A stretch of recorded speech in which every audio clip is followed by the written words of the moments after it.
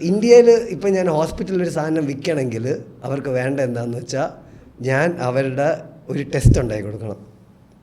അപ്പോൾ അവർക്ക് കസ്റ്റമേഴ്സിൻ്റെ നിന്ന് കൂടുതൽ കാശുണ്ടാക്കാം. അതിൽ നിന്നൊരു ഷെയർ നമുക്ക് തരാം. അങ്ങനത്തെ ഒരു സെറ്റപ്പൊക്കെ ആണെങ്കിൽ അവർക്ക് നമ്മളോട് താല്പര്യമുള്ളൂ. അതായത് നമ്മൾ അവർക്കൊരു പുതിയൊരു സാധനം കൊണ്ടുപോയി കൊടുത്തു.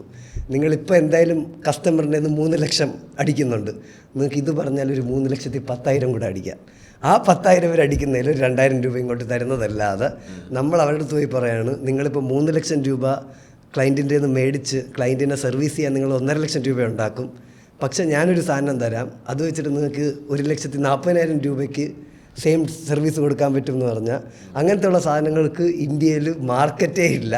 കാരണം എന്ന് വെച്ചാൽ ആൾക്കാരെ ചൂഷണം ചെയ്യാം, റിസോഴ്സസ് ഭയങ്കര ചീപ്പാണ്. ഹോസ്പിറ്റലിൽ തന്നെ എക്സ്ട്രീംലി ചീപ്പ് ചൈനീസ് സാധനങ്ങളൊക്കെ ഉപയോഗിക്കുക. അതൊന്നും നമുക്ക് ഒരിക്കലും കമ്പീറ്റ് ചെയ്യാൻ പോലും പറ്റാത്ത ലെവലിൽ ചീപ്പിലാണ് ചൈനയിൽ നിന്ന്. ഇപ്പം നിങ്ങളൊരു മെഡിക്കൽ ഡിവൈസ് ഉണ്ടാക്കി, ഒരു സാധനം ഉണ്ടാക്കിയിട്ടുണ്ടെങ്കിൽ അത് മറ്റേ US-ലാണെങ്കിൽ അവർ ഒരു ലെവൽ ക്വാളിറ്റിയൊക്കെ നോക്കും, മനസ്സിലായില്ലേ? സാധനം ആ ഒരു സാധനമുണ്ട്. ഇന്ത്യയിൽ അങ്ങനെയൊന്നുമില്ല. ചീപ്പറായിട്ട് കൊടുക്കുന്നതിൻ്റെ സാധനമൊക്കെ എടുത്ത് വെച്ചുകളെ മരിക്കണേ മരിക്കേണ്ട പുല്ല് അങ്ങനത്തെ ഒരു സാധനമാണ്. എനിക്ക് ആൾക്കാർ കിടക്കുന്ന 160 കോടി ജനങ്ങളുടെ